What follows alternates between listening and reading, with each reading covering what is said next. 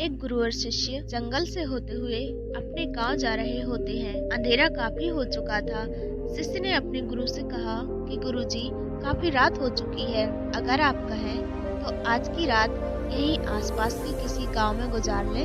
गुरुजी ने अपना सिर हिलाया और वो आसपास के गांव में एक छोटे से घर के पास जाकर रुके। अब जैसे ही वहां गए तो गुरुजी के शिष्य ने दरवाजा ठकठकाया।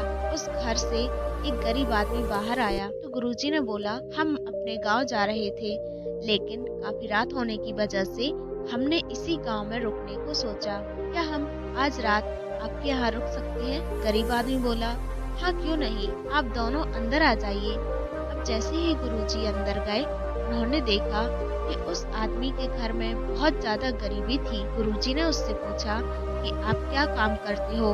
वह गरीब आदमी बोला कि मेरे पास बहुत सारी जमीन है। तो गुरुजी ने बोला कि अगर आपके पास बहुत सारी जमीन है तो इस तरह से क्यों रह रहे हो? तो वह आदमी बोला कि यह किसी काम की नहीं है। गांव वाले बोलते हैं कि ये बंजर जमीन है, यहाँ पर कुछ भी नहीं उगाया जा सकता और वहाँ फसल उगाना बहुत बड़ी बेवकूफी है। गुरुजी ने बोला कि तुम्हारा गुजारा कैसे होता है?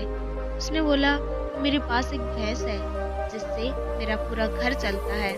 ये सुनने के बाद गुरुजी सो जाते हैं और रात में जब सब लोग सो रहे होते हैं तब गुरुजी अपने शिष्य को उठाते हैं और उस गरीब आदमी की भैंस लेकर अपने गांव चले जाते हैं। शिष्य अपने गुरु से पूछता है कि गुरुजी, कहीं आप ये गलत तो नहीं कर रहे हैं? उस गरीब आदमी की रोजी रोटी इसी भैंस की वजह से चलती है।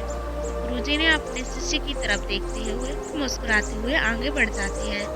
उस बात को तकरीबन 10 साल गुजर जाती है और जो गुरु का शिष्य था वह बहुत बड़ा गुरु बन चुका था। तो एक दिन उन्हें उस गरीब आदमी की याद आती है कि मेरे गुरु ने उस आदमी के साथ अच्छा नहीं किया था। मुझे एक बार चलकर देखना चाहिए कि वह आदमी किस परिस्थिति में है। वह शिष्य उस गांव की तरफ जाता है और वहां जैसे ही पहुंचता है तो वहां देखता है कि जहां पर उस गरीब आदमी का झोपड़ा था वहां पर एक बड़ा ही आलीशान महल बन चुका था और उस झोपड़ी के बाहर जो बंजर जमीन थी उस पर फल और फूलों के बगीचे थे। तभी उधर से उस घर का मालिक आता है।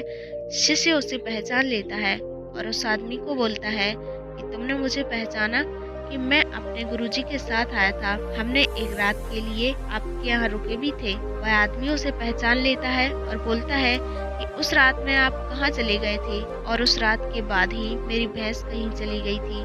मेरे पास कोई रास्ता नहीं था तो मैंने अपनी जमीन पर मेहनत की और फसल निकल आई और आज मैं इस गांव का सबसे बड़ा और सबसे अमीर आदमी बन चुका हूँ। ये सुनने के बाद शिष्य की आंखों में अपने गुरुजी के लिए आंसू आ गए और उसे ये बात समझ आ गई और वो रोने लगा। इस कहानी से हमें ये सीख मिलती है कि हमारे अंदर ऐसी बहुत सी टैलेंट छुपी हुई है, लेकिन हमें कोई ना कोई चीज रोक कर रखी है।